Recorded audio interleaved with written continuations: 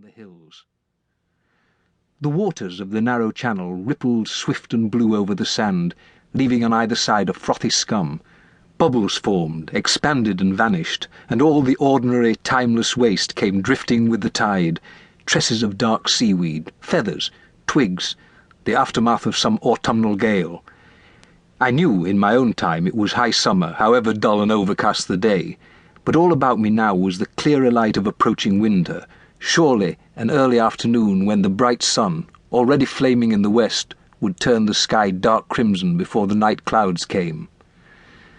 The first live things swam into vision, gulls following the tide, small waders skimming the surface of the stream, while high on the opposite hill, sharply defined against the skyline, a team of oxen ploughed their steady course.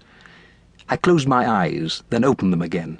The team had vanished behind the rise of the field they worked, but the cloud of gulls screaming in their wake told me they had been a living presence, no figment of a dream. I drank deep of the cold air, filling my lungs. Just to breathe was a joy never yet experienced for its own sake, having some quality of magic that I had not sensed before. Impossible to analyse thought, impossible to let my reason play on what I saw. In this new world of perception there was nothing but intensity of feeling to serve as guide.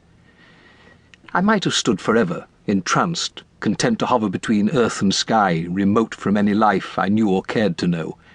But then I turned my head and saw that I was not alone. The hooves had made no sound.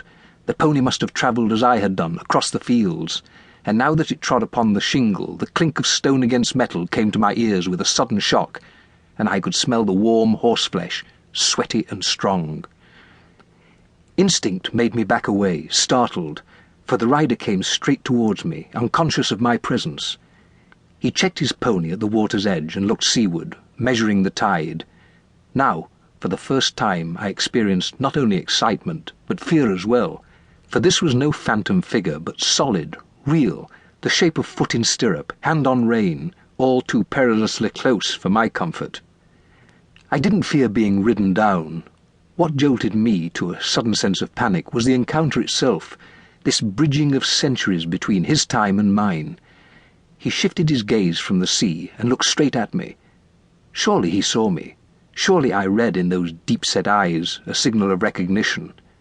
He smiled, patted his pony's neck, then with a swift kick of heel to flank, urged the beast across the ford, straight through the narrow channel, and so to the other side. He had not seen me. He could not see me. He lived in another time. Why then the sudden shift in the saddle, the swing round to look back over his shoulder to where I stood? It was a challenge. Follow if you dare. Compelling, strange.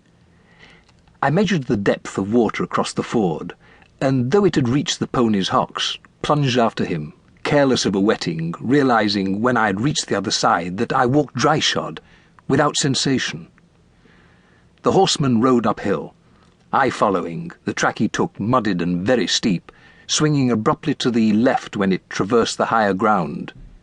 This, I remembered, pleased with the recognition, was the same course that the lane took today. I had driven up it only this morning. Here resemblance ended, for no hedges banked the tracks as they did in my own time. Plough lands lay to the right and left, bare to the winds, and patches of scrubby moor with clumps of firs. We came abreast the team of oxen, and for the first time I could see the man who drove them, a small, hooded figure, humped over a heavy wooden plough.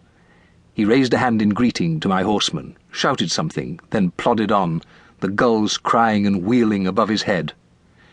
This greeting of one man to another seemed natural, and the sense of shock that had been part of me since I first saw the horseman at the ford gave place to wonder, then acceptance. I was reminded of my first journey as a child in France, travelling by sleeper overnight, throwing open the carriage window in the morning to see foreign fields fly by, villages, towns, figures labouring the land, humped like the ploughman now, and thinking with childish wonder, are they alive like me, or just pretending? My excuse for wonder was greater now than then. I looked at my horseman and his pony, and moved within touching, smelling distance. Both exhaled a pungency so strong that they seemed of the essence of life itself.